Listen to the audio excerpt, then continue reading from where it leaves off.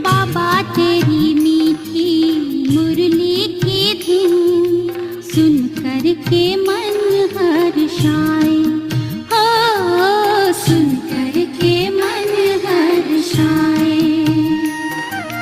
बाबा तेरी मीठी मुरली की धुन सुन कर के मन हर्षाए, हो सुन कर के मन हर्षाए। रास रचाए साथ तुम्हारे, रास रचाए साथ तुम्हारे, झूम झूम दिल ये गाए, हो झूम झूम दिल ये गाए। बाबा तेरी मीठी मुरली की धुन सुन कर के मन हर्षाए, हो सुन कर के मन हर्षाए।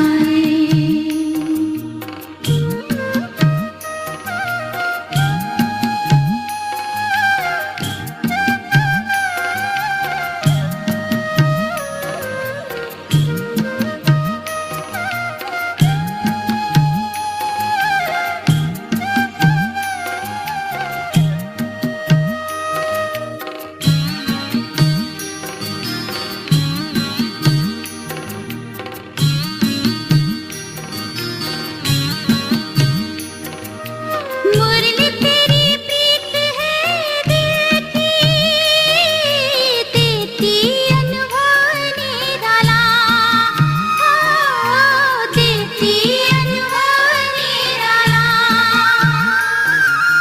जीवन ये लाए उजाला, पिए जो अमृत प्याला, पिए जो अमृत प्याला। मुरली की तान पे तेरे अतीन्द्रिय सुख हम पाए, हो अतीन्द्रिय सुख हम पाए। बाबा तेरी मीठी मुरली। ओम शांति। संगम पर हम सभी ब्राह्मणों का श्वास कहे, जीवन का आधार कहे, वो है प्यारे मीठे बाबा की हर रोज की मधुर मुरली। जिन मुरलियों के माध्यम से हम डायरेक्ट प्रभु पिता से मिलन मनाते हैं, उन्हें परम शिक्षक के रूप में अपने सम्मुख अनुभव करते हुए उनकी शिक्षाओं से स्वयं के जीवन को सजाते हैं। माता पिता भाई सखा हर संबंध का अनुभव मुरली के माध्यम से बाबा हमें कराते हैं। अपना प्यार, अपनी शक्तियां, अपने वरदान हम सभी पर लुटाते हैं। ज्ञान के कितने गहरे राज बाबा के एक एक महावाक्य में हमारे सामने स्पष्ट होते चले जाते हैं। चाहे वो तीनों कालों का, तीनों लोकों का ज्ञान हो, वह कर्म की अति गुह्य गति हो, चाहे वो अपने पुरुषार्थ के लिए विभिन्न युक्तियां हो, वह सेवाओं के नए नए तरीके हो, ये सब हमें मुरली के माध्यम से ही मिलता है। और इसी मुरली को जब हम जीवन में उतारते हैं, मुरली के एक एक शब्द का, एक एक महावाक्य का जब हम स्वरूप बनते हैं, तो यही मुरली हम सभी के लिए ऊंच पद का, श्रेष्ठ पद का आधार बन जाती है। परम शिक्षक की पढ़ाई का मेन जो सोर्स है, स्रोत, वो मुरली है। मुरली के द्वारा ही बाबा की बच्चों से मीठी मीठी रोरियां चलती है। कई तरह की सावधानी, खबरदारी हमें मुरली से ही मिलती है। तो ऐसी मीठी मधुर मुरली का जितना वर्णन करें, जितनी उसकी महिमा गाए, उतना कम है। आज तो प्यारे बाबा की मुरली ही मुरली के ऊपर है कि कैसे विधि पूर्वक सुनने वाले या नियम पूर्वक सिर्फ सुनने वाले बच्चे, विधि पूर्वक सुनने वालों को कैसे लाभ मिलेगा, इसी मुरली के लिए शास्त्रों में कितना सुंदर गायन किया गया है। जो गोपियों के अतीन्द्रिय सुख की बात हम सुनते हैं, कैसे मुरली से ही बाबा हमें डायरेक्शन देते हुए या अच्छे से, चाहे लास्ट आने वालों को भी फास्ट जाने की युक्तियां बाबा बताते हैं। तो मीठी मुरली के बारे में बहुत सुंदर बाबा की यह मुरली जो बड़े ध्यान से सुनेंगे। आगे बाबा ने कुछ पार्टियों से भी मुलाकात की हुई है, उसमें भी विभिन्न ज्ञान के रत्न हम सभी को मिलते हैं। तो चले मुरली सुनने की जैसे विधि है, प्यारे बाप दादा को दादी के तन में अवतरित अनुभव करते हुए बाबा के बिल्कुल सम्मुख एकदम नजदीक जाकर मैं बैठ गई। और अब बाबा बहुत मीठी मीठी शक्तिशाली दृष्टि मुझे देते हुए अपनी वाणी को आरंभ करते हैं। और मैं एकदम चात्रक बनकर एकाग्र होकर बाबा के उन महावाक्यों को सुनती हूँ और धीरे धीरे उसका स्वरूप बनती जाती। आज की बाबा की मुरली 7 दिसंबर 1983 की, जिसका सार है श्रेष्ठ पद की प्राप्ति का आधार मुरली। श्रेष्ठ पद की प्राप्ति का आधार मुरली। तो मुरलीधर बाप दादा अपने मुरलीधर बच्चों के प्रति बोले, आज मुरलीधर बाप अपने मुरली के स्नेही बच्चों को देख रहे हैं कि कितना मुरलीधर बाबा से स्नेह है और कितना मुरली से स्नेह है। बाबा से भी स्नेह, और बाबा जो हमारे प्रति मधुर महावाक्य मुरली सुनाते, तो मुरली से भी उतना ही प्यार।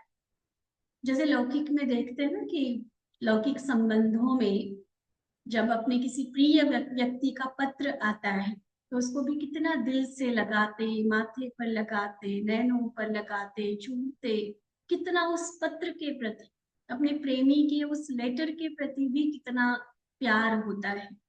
तो ये मुरली भी तो बाबा का प्रेम पत्र है ना हमारे लिए, उस परम साजन का अपनी सजनियों के प्रति प्रेम पत्र है, उस परम पिता का अपने बच्चों के प्रति बहुत बहुत प्यार और कंसर्न भरा ये पत्र है।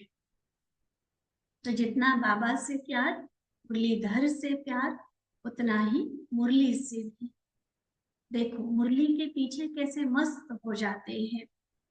अपनी देह की सूध बूध भूल देही बन आत्मा बन विदेही बाबा से सुनते हैं। जरा भी देहधारी स्मृति की सूध बूध नहीं। इस विधि से मस्त हो कैसे खुशी में नाचते हैं। स्वयं को भाग्य विधाता बाप के सम्मुख पदमा पदम भाग्यवान समझ रूहानी नशे में रहते। देखो मुरली सुनते समय हमारी जो अवस्था, हमारी जो मन की स्थिति होनी चाहिए, होती है प्रैक्टिकली कई बच्चों की, अगर नहीं होती तो इसको हम समझते कि ये स्थिति होनी चाहिए। बस ना देह की भी सुध बुध बाकी नहीं रहेगी, न देह न देह की दुनिया, एकदम मस्त हो जाए प्रभु प्यार, खुशी में नाचते जाए, मुरली की लहरों में लहराने वाले बन जाए। स्वयं भाग्य विधाता मेरे सामने बैठा है, पद्मा पदम मेरा भाग्य बना रहा है। इस खुशी में, इस नशे में हमें मुरली सुननी है। जैसे जैसे यह रूहानी नशा मुरलीधर की मुरली का नशा चढ़ जाता है तो अपने को इस धरनी और देह से ऊपर उड़ता हुआ अनुभव करते हैं। मुरली की तान से, अर्थात मुरली के साज और राज से मुरलीधर बाबा के साथ अनेक अनुभवों में चले जाते हैं। जैसे जैसे जो मुरली का पॉइंट चलता है उसी अनुभूति में हम जाते चलते चले, उसी अनुभूति में समाते जाए। कभी मूल वतन, कभी सूक्ष्म वतन में चले जाते, कभी अपने राज्य स्वर्ग में चले जाते, होता है ना ऐसा। जो जो बाबा की मुरली की पॉइंट चलती है, जिस बात का बाबा वर्णन करते हैं, स्वर्ग की महिमा करते हैं, तो वैसा ही स्वरूप, वैसी ही अनुभूति में हम टिक जाते हैं। कभी लाइट हाउस माइट हाउस बन इस दुखी अशांत संसार की आत्माओं को सुख शांति की किरणें देते। रोज तीनों लोगों की सैर करते हैं। किसके साथ? साकार दुनिया में तो कहीं जाने लगते, थोड़ा सा लंबी दूरी पर जाना होता है तो पहले ही सोचते कोई ना साथ होना चाहिए। यहाँ तीनों लोगों की सैर करनी है, जिसको किलोमीटर्स में नापा ही नहीं जा सकता। लेकिन तीनों लोगों की सैर कितने निर्भय होकर, निश्चिंत होकर एंजॉय करते हैं। क्यों? क्योंकि किसके साथ सैर करते हैं? मुरलीधर बाबा के साथ। मुरली सुन सुन अतीन्द्रिय सुख के झूले में झूलते हैं। मुरलीधर की मुरली के साज से अविनाशी दुआ की दवा मिलते ही, देखो मुरली कितनी कमाल करती है। तीनों लोगों की सैर हो गई, मूल वतन गए, सूक्ष्म वतन गए, कभी अपने राज्य में स्वर्ग में गए, कभी मनसा सेवा जो बाबा अभ्यास करवाते, लाइट माइट हाउस बनकर आत्माओं को सकाश दे रहे हैं, सुख शांति की किरणें दे रहे हैं।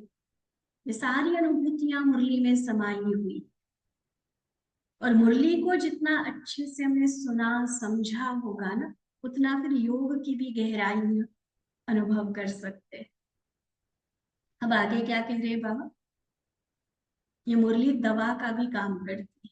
परमात्मा दुआएं वरदान तो है ही मुरली में, लेकिन उस दुआओं की दवा जो मिलती है, ये तन को तंदुरुस्त मंदुरुस्त बना देती है। मस्ती में मस्त हो बेपरवाह बादशाह बन जाते हैं, बेगमपुर के बादशाह बन जाते हैं, स्वराज अधिकारी बन जाते हैं।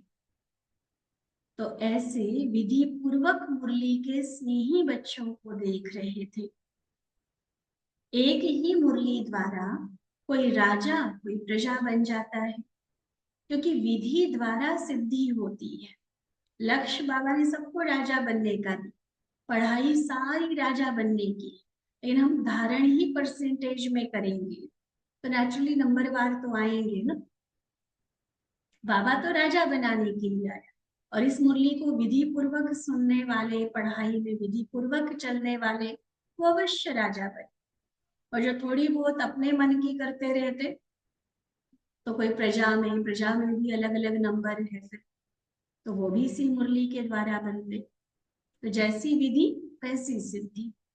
जितना जो विधि पूर्वक सुनते उतना सिद्धि स्वरूप बनते हैं। इसलिए टेंशन, मुरली सिर्फ हम सुनने के लिए सुन रहे हैं। बहन जी पूछेंगे कल क्यों नहीं आए थे, कल क्यों नहीं ज्वाइन किया मुरली में, इसलिए नहीं, टाइम पास के लिए नहीं, या कहीं चलो अच्छी जगह है थोड़ा टाइम रखकर समय सफल हो जाएगा, इतनी छोटी सी पर्पस को लेकर नहीं। बहुत महान उद्देश्य बाबा मुरली के द्वारा हमें दे। और ये जो अभी सारी बातें बाबा से सुनी ना, ये होती है एक्चुअल विधि मुरली सुनने की। न देह याद रहे न देह की दुनिया, और मुरली के हर पॉइंट के साथ, हर जो ज्ञान का रतन बाबा दे रहे हैं उसके साथ हम उसी अनुभूति में टिकते चले जाए।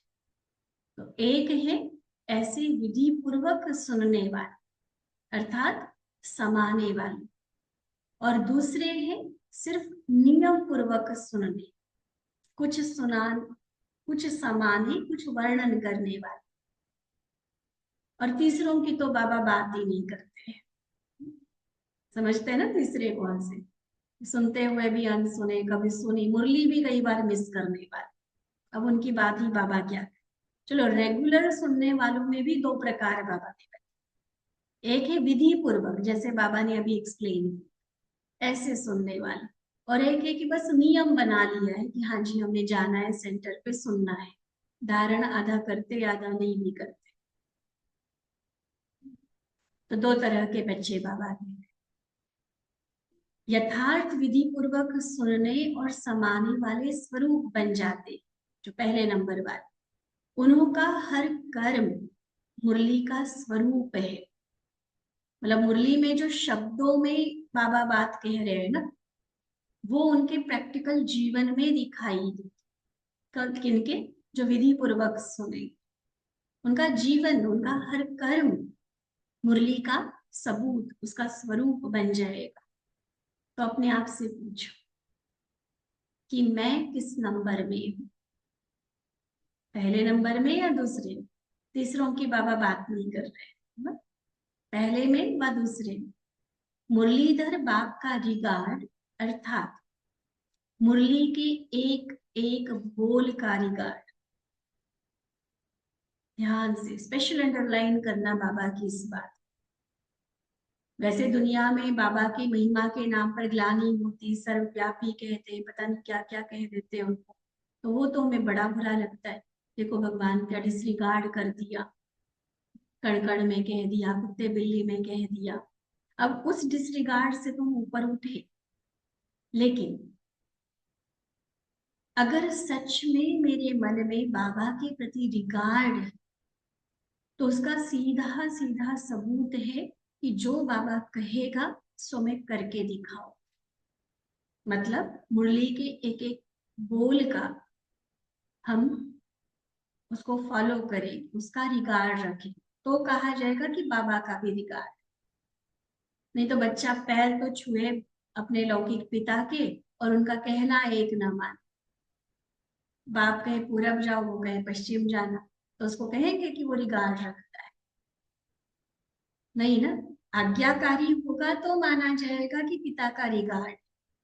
तो यही बात बाबा यहाँ अलौकिक जीवन में भी लागू करते हैं कि अगर मुरलीधर बाबा का रिगार्ड है, तो मुरली के एक एक बोल का रिगार्ड। ना हम मुरली की पॉइंट को कभी कट करेंगे, ना उसमें अपना लॉजिक कभी चलाएंगे, और धारण करने में पूरी तरह से 100%, यानी कि आधी बात मान ली बाबा की और आधी नहीं मान, उसको कंप्लीट रिगार्ड नहीं कहा जाता। बस जो बाबा ने कहा, जैसा कहा, जितना कहा, जब कहा, जिस विधि से बताया बाबा ने, बिल्कुल उसी तरह हम धारण करें, तो कहेंगे मुरली का रिगार्ड, बाबा का रिगार्ड। देखो बाबा और महत्व बता रहे, मुरली का एक एक वर्षन, एक एक महावाक्य 2500 वर्षों की कमाई का आधार है। सोचे हम मुरली की वैल्यू, कितनी इंपॉर्टेंस है मुरली की। एक एक महावाक्य जो मुरली में हम सुनते हैं, ये हमारे 2 युगों की 2500 वर्ष की कमाई का आधार है, पद्मों की कमाई का आधार है।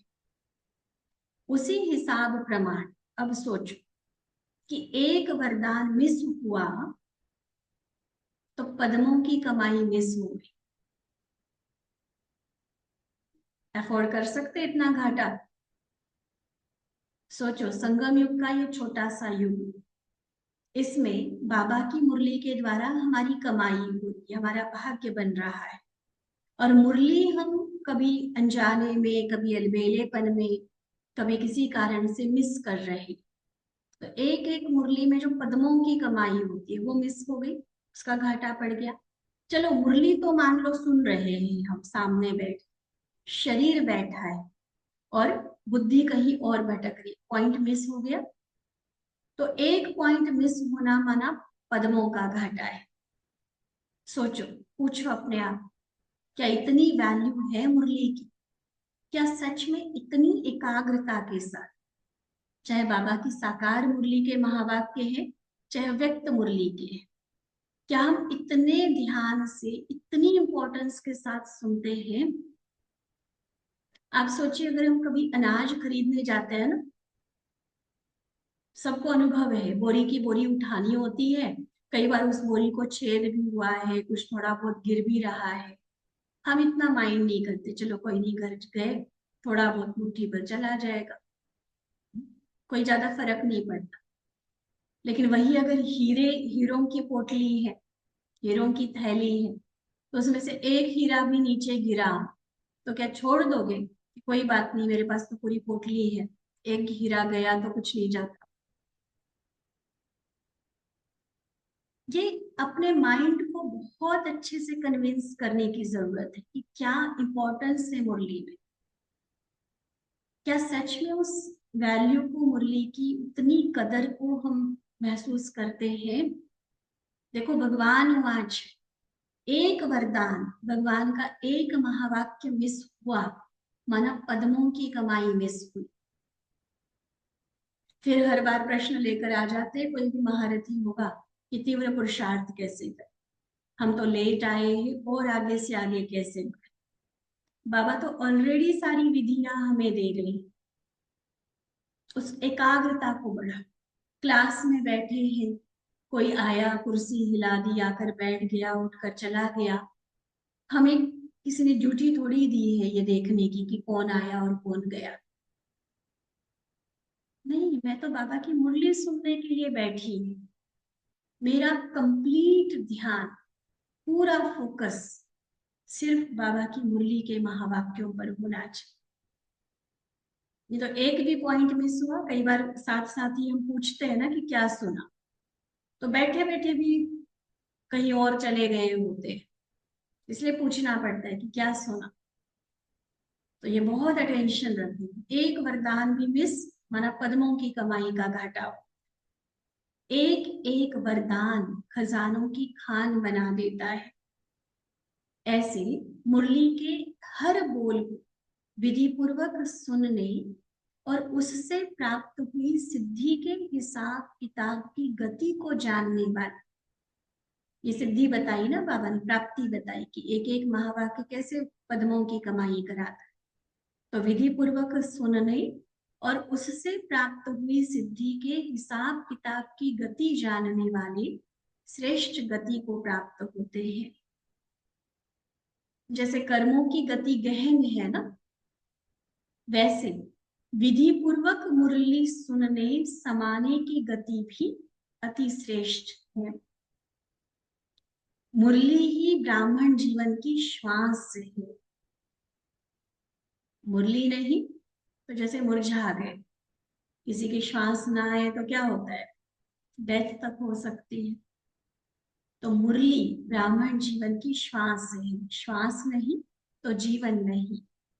तो ऐसी अनुभवी आत्माएं हो ना, अपने आप को रोज चेक करो, क्या आज हमने इसी महत्व से विधि पूर्वक मुरली सुनी?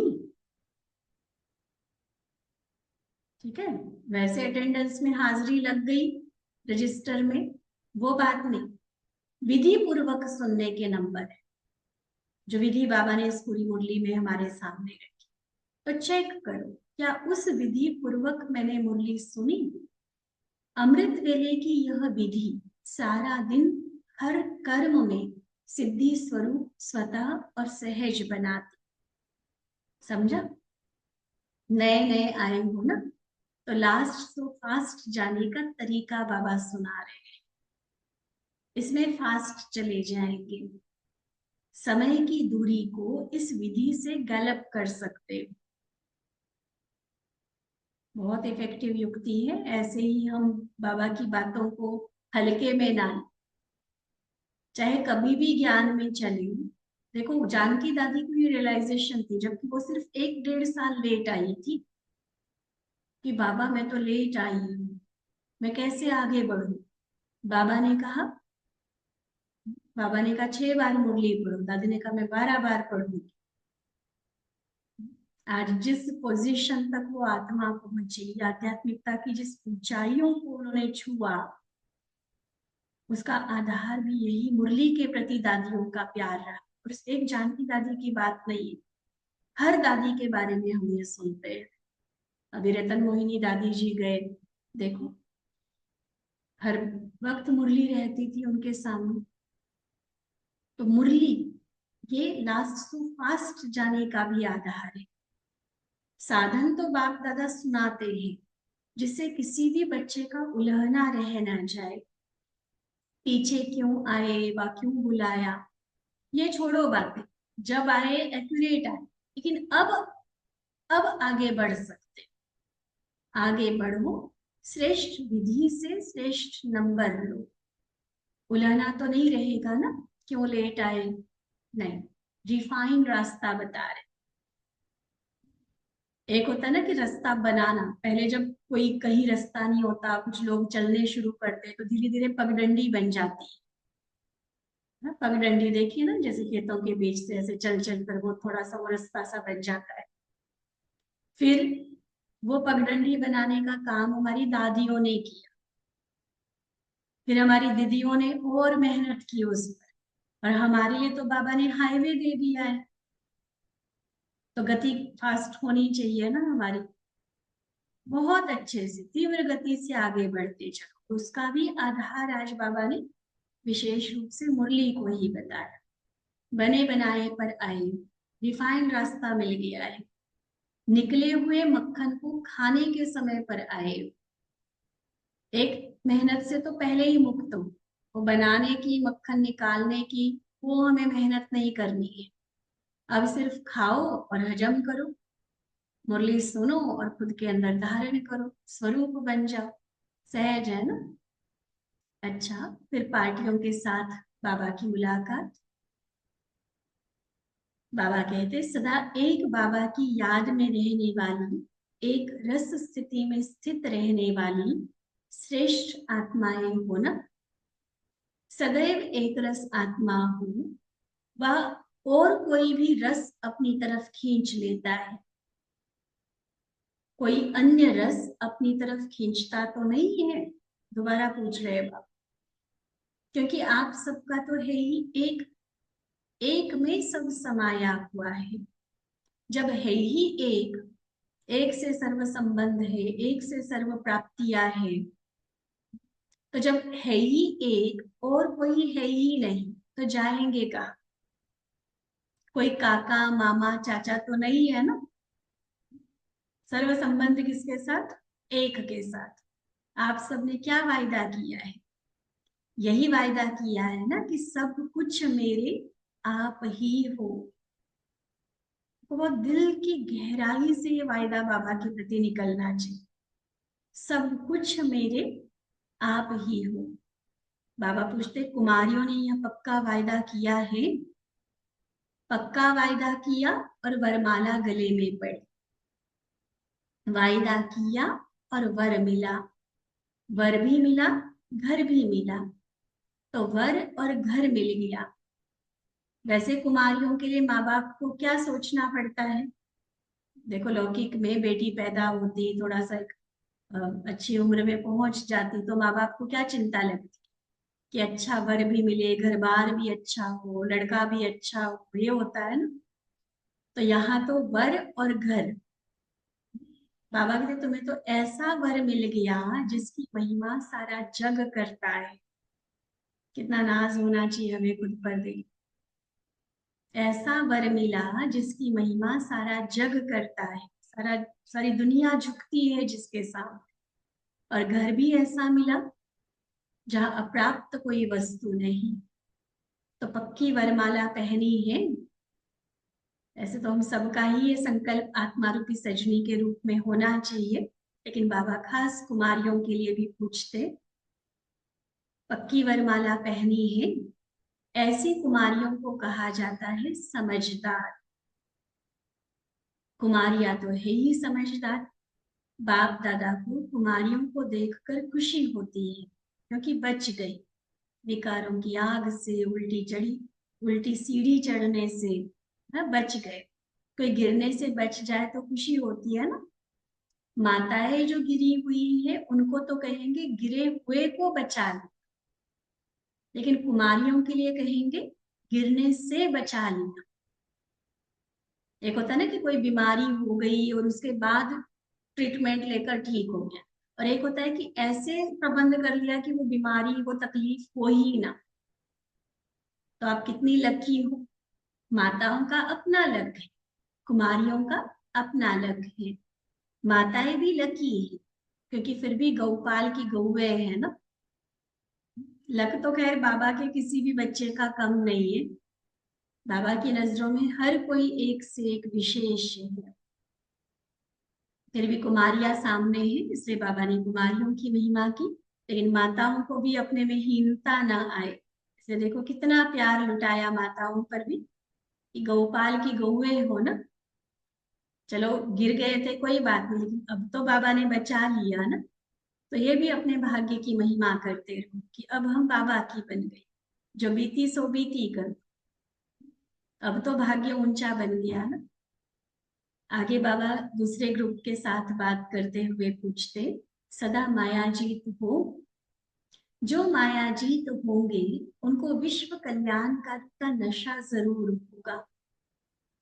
ऐसा नशा रहता है बेहद की सेवा, अर्थात विश्व की सेवा। हम बेहद के मालिक के बालक हैं, यह स्मृति सदा रहे। क्या रहे याद? हम बेहद के मालिक के बालक, बच्चे हैं उसके। देखो क्या बन गए, क्या मिल गया, यह स्मृति रहती है।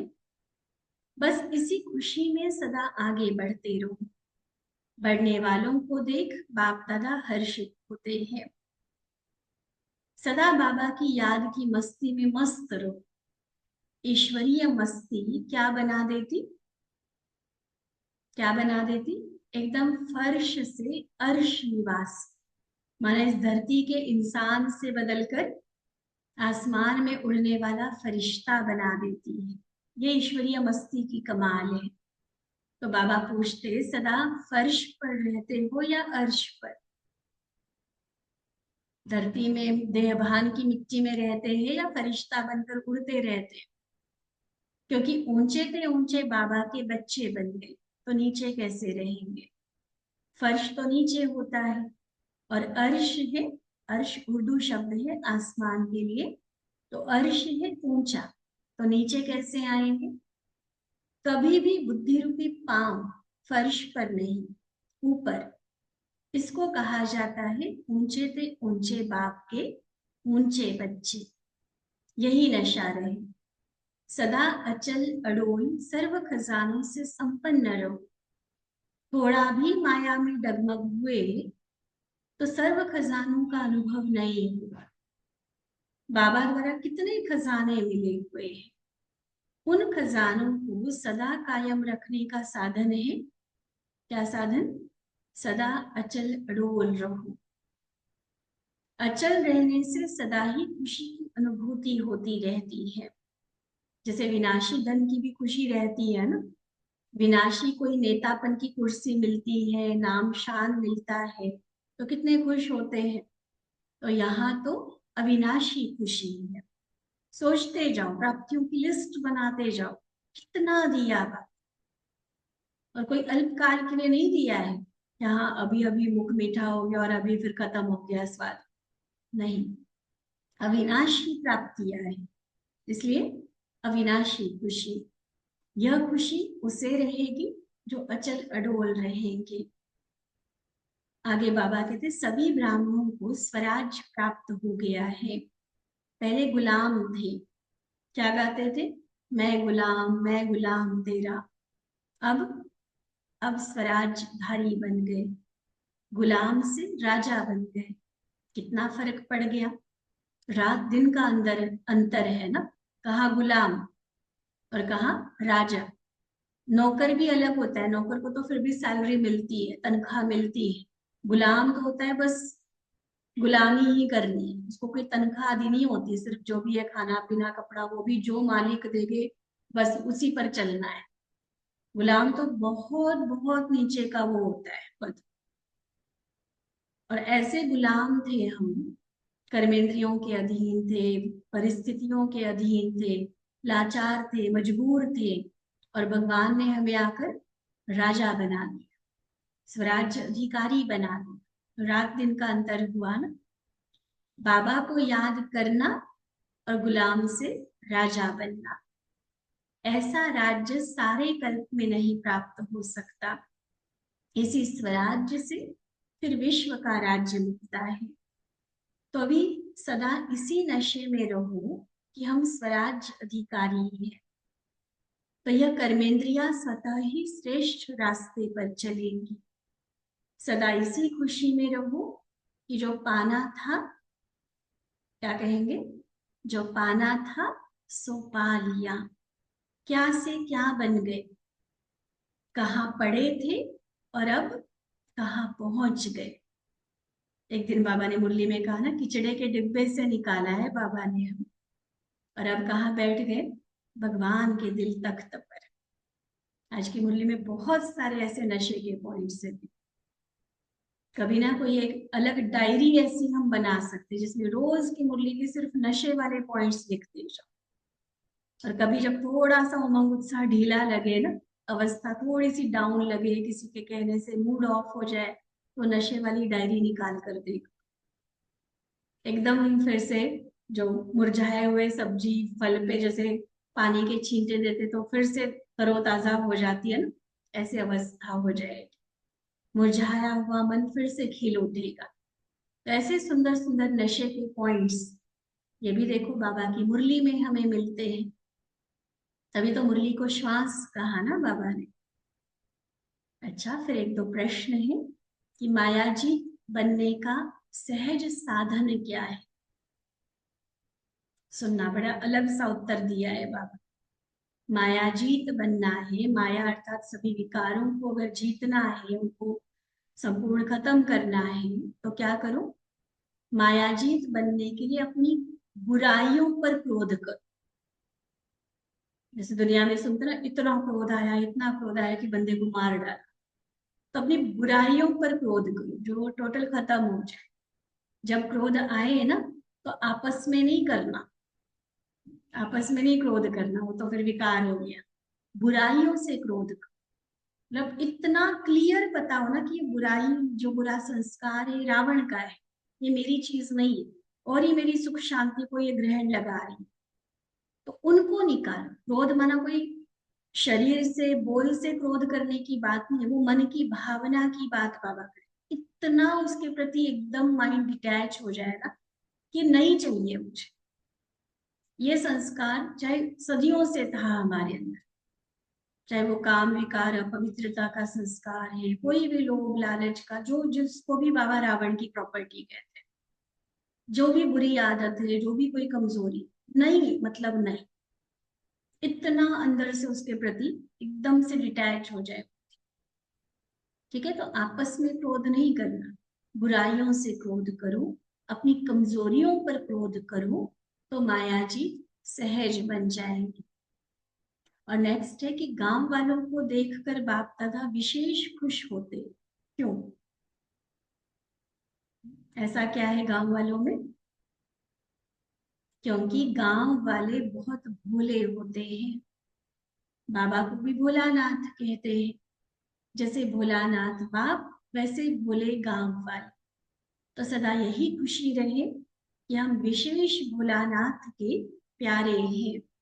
और सच में ऐसी आत्माओं के अनुभव सुनो ना, कैसे बाबा का साथ लेकर बड़े से बड़ी परिस्थिति को पार कर लेते, कैसी कैसी जिम्मेवारियां होती है, गृहस्थी के कोई काम होते, बस दीदी मैंने ना बाबा को बोल दिया, अब बाबा ये कराएगा।